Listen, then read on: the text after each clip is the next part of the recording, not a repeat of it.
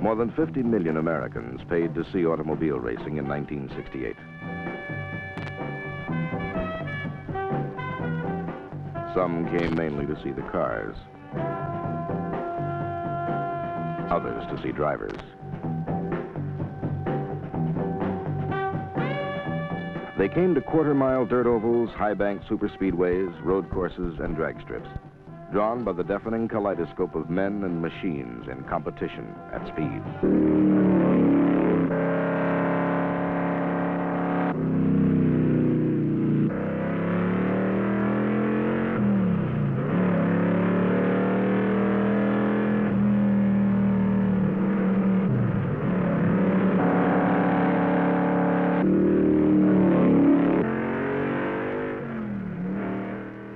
Automobile racing is noise and color and speed and excitement.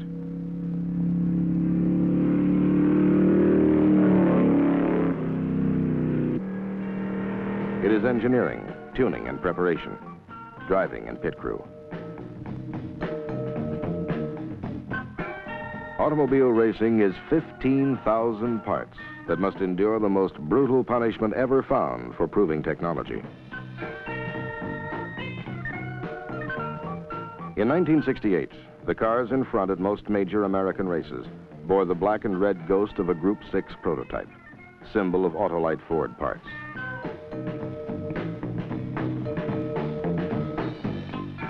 A team of dedicated professionals brought these cars to the starting line. Their job was to begin with a machine and explore the outer limits of its capability, beyond which there lies no margin for error. To these men, automobile racing was winning.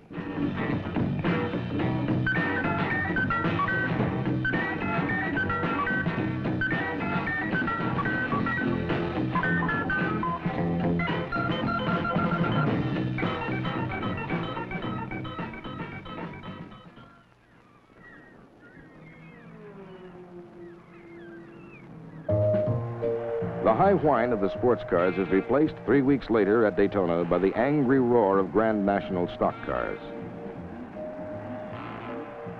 It was a Mercury Cyclone and has this new teardrop roof on it, which has contributed a great deal to the high jump in speeds that we ran at Daytona. It's powered by a 427 cubic inch engine, and I think it has a personality and probably a mind of its own. It's never talked back yet, but it has sometimes let me know that it understood what I was saying. A lot of times when I call it, it comes. The man's name is Cale Yarborough. In February 1968, an understanding with his number 21 Mercury Cyclone led to the fastest lap time in the history of auto racing, 189.2 miles an hour. 2 weeks later, he put that car and that speed on the inside front row for a share of $200,000 in the world's richest, fastest stock car race. Straightaway speeds of 205 miles an hour were to break 28 of 50 starting cars.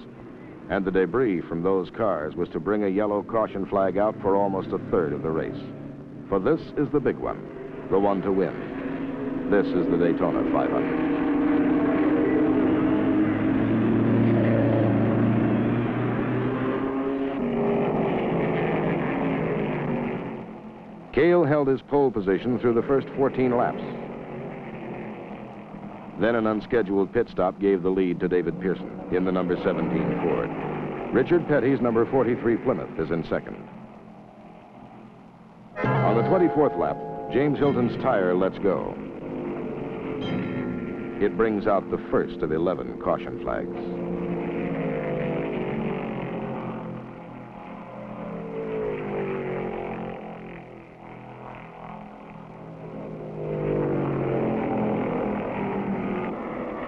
At the halfway mark, Cale has 2 seconds over second-place Mario Andretti in the number 11 Mercury. Then trouble on turn 4. Andretti and Buddy Baker collide. John Sears cannot avoid the mix-up.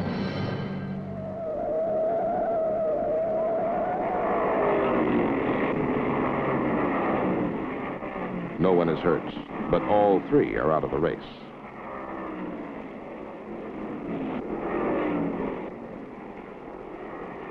120 laps into the 200-lap race, and 20 of 50 cars have been eliminated from competition.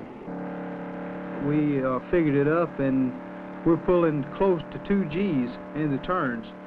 So this makes your arms feel like they weigh about 100 pounds each, and your head feels like it weighs about 200 pounds.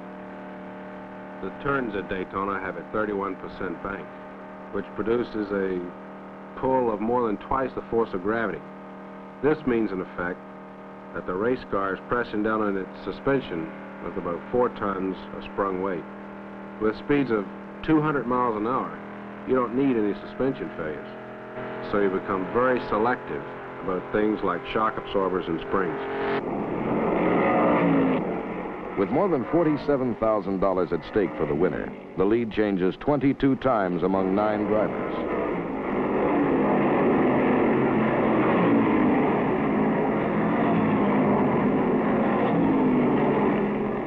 "25 laps to go, and pit stops have dropped Cale Yarborough to 4th place. Now he begins his charge.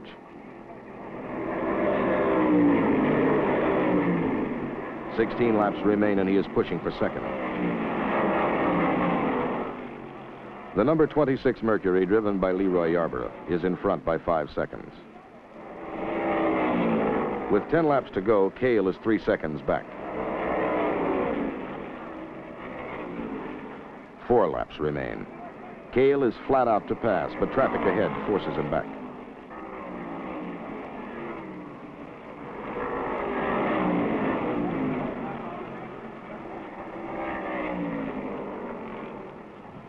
This time, the high bank is clear, and they are door to door at 200 miles an hour. This is what 94,000 fans paid to see, and they love it. Cale Yarborough wins stock car racing's richest prize. After 3 hours, 23 minutes, and 44 seconds, his margin of victory is 1 second.